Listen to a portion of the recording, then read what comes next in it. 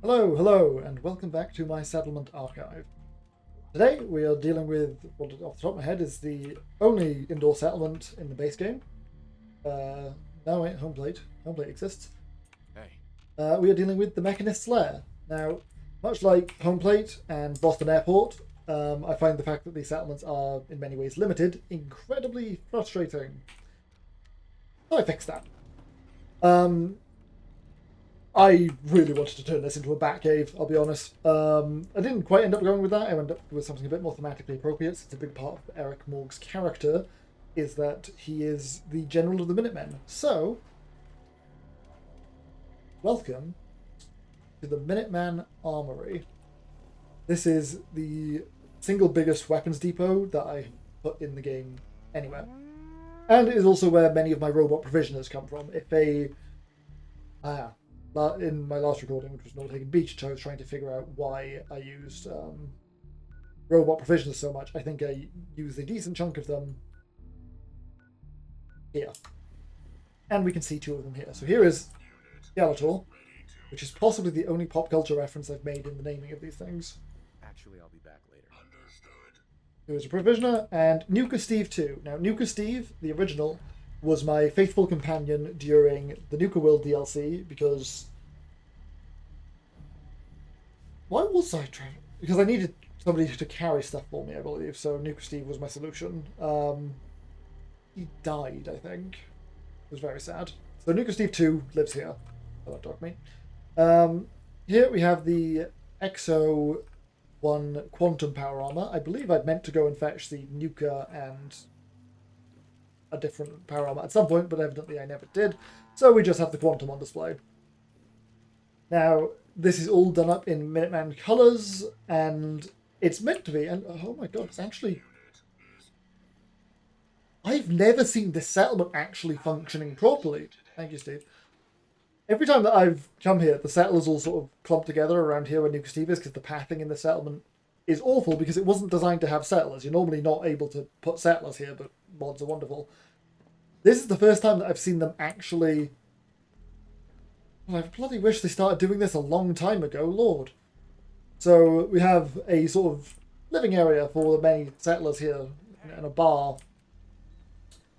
Now, I'll tell you what it might be. It might be the bar used to be over here. Maybe moving it over there helped.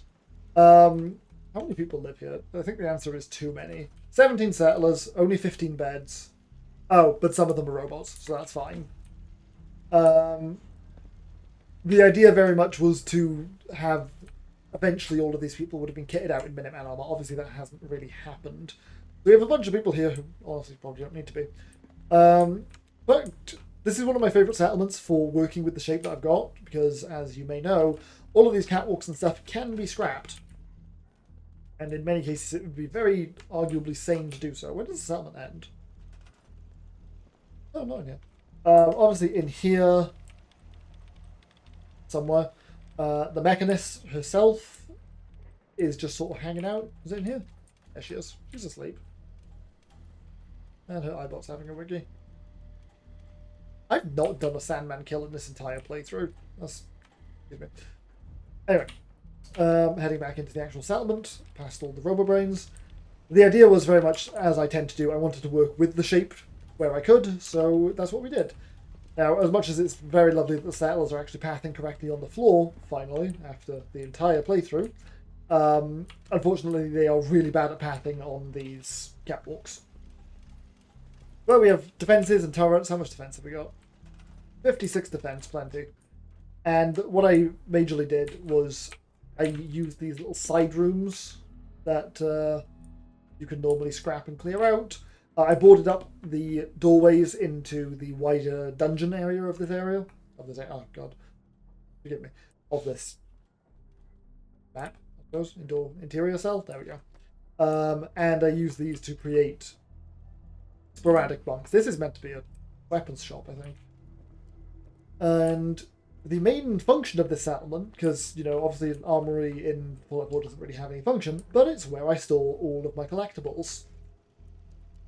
So, this is quite cool. This is, you know, the fruits of a very, very long playthrough.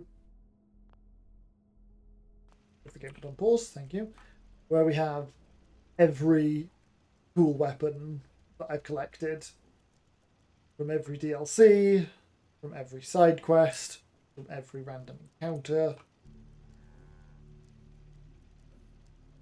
All of them, and except the ones from the Bethesda DLCs, because I really don't care about the Enclave, despite how much the game's trying to shove them down my throat. Honestly, this wouldn't be a bad place to keep that Exo 2 armor that I found, though. And yeah, these, it was really great fun. I used to keep all of my collectible weapons at my player home, which is in another video. That'll be the group mana video.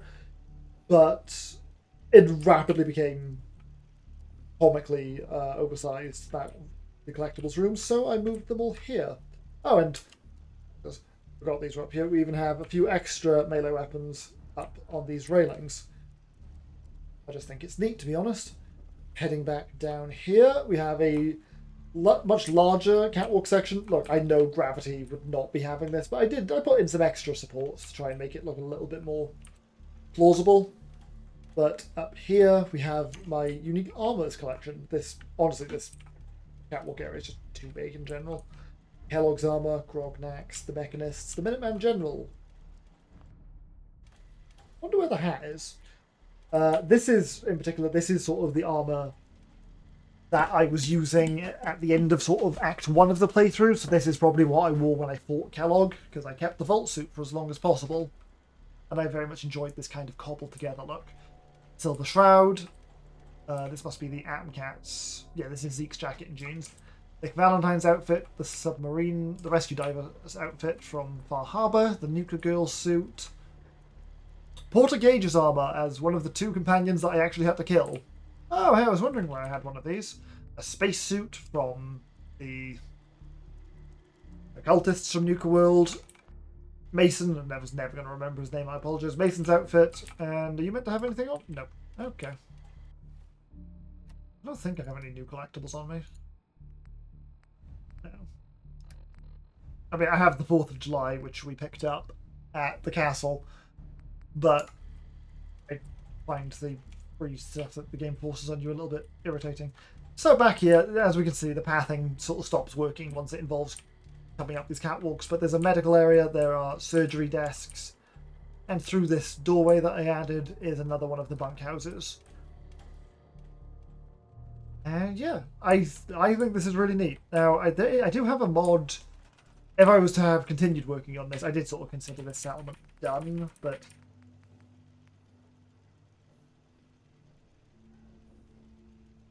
no idea why that's there. Where was the people?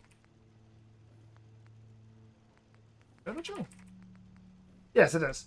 Now, what I could have done that would have actually been quite cool is fill the settlement with all these sort of armor and weapons containers to make it feel more like a Minuteman armory, but maybe in the next playthrough, because honestly, in my opinion, this is probably the coolest thing that I can think of to do with the Mechanist Lair, short of turning it into an actual Batcave. So, unless I'm playing as the Silver Shroud next time, which I'm not against. Did I put that there, or is that just sort of... Oh, no, that's there in the base game. Okay, so yeah, the game already had the idea that I had. So yeah, this is the Mechanist's Lair, now converted into the Minuteman Weapons Depot. It's one of my favourite things that I built in this playthrough. Hi, Water Tank. I hope you found this somewhat interesting, and thank you for watching. In transmission.